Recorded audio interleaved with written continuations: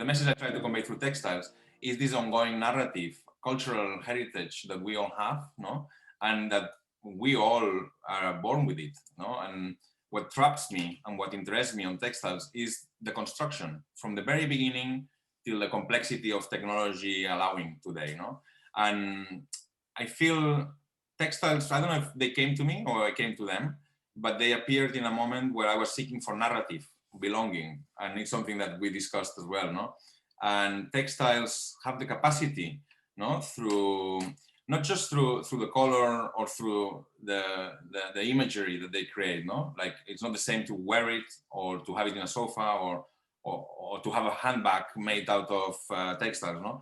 But they all have multiple purposes, no? It's one of the few materials that can have a human scale, no? They could have our own scale. Also can be micro if you're looking at it through a loop, and they can be macro when you look at them through architecture. So for me, I'm looking actually at grids and meshes, the warp and the weft, and what creates, no? What is in between those spaces, what gets trapped in between the vertical and the horizontal lines.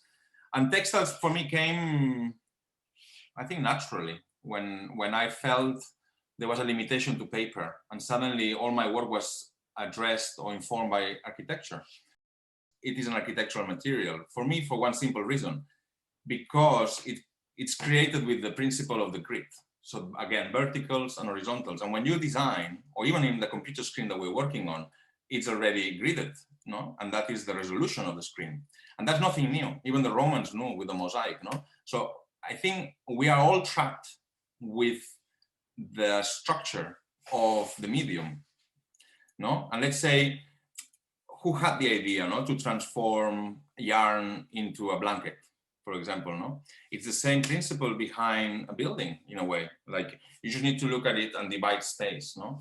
And a two-dimensional space. The difference now, which I feel is very interesting, is you can work on 3D even if it's a flat surface, no, with the computer screens. What I like is the idea of micro and macro, and how textiles have the capacity to compress information, no? And if you would look, let's say, at the DNA, you look at it from a microscope and you are able to differentiate the elements. It has like a textile,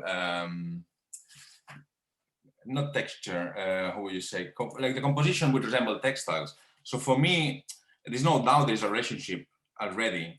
And us, or designers, or design becomes just the tool to translate, but all the elements are there, no? So from the interior to the exterior of the building, from the interior of our bodies to the exterior, we all use common elements. And I think textiles is the material that, I would like to say is the only material, but behind the principle of textiles is the material that is able to expand or contract, no? And is able to be manipulated according to our needs. And that is what is important. What do we need?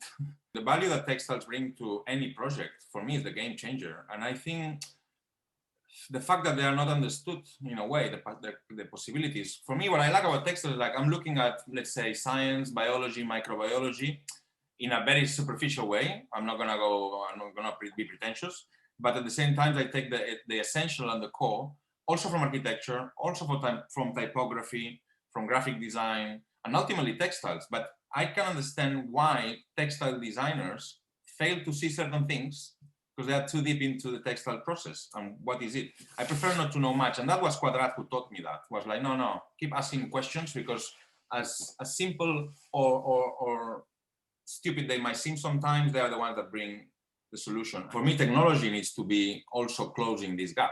It's not because technology allows you to do, I don't know, 100 things that they were not possible before. That's why we should embrace them. It's like, no, excuse me, out of these 100, how many are really useful? How many do we know that we need, or that they can trigger something else? And I see that with Instagram, I see that with the mobiles and my kids, I see it. We have options, but are they all these options ethically correct? Are they all relevant? Are they all needed? Or are they all separating us from ourselves as much as they connect us? So I don't have the answer. But one thing I know is that textiles allow for simplification, because you don't, I don't know, under my point of view, unless you are going to use them in a totally different way, what else can you bring? Which other machine or which other technology can you bring on the table that we don't already have? that's my limit. Huh? I mean, I'm sure some people can tell you, okay, well, this technology is existing and we can do. I look at the yarn as 1 pixel and 1 pixel as yarn. And then from that, you look at the Incas, you look at any other ancient culture, and it was already there, the binary code.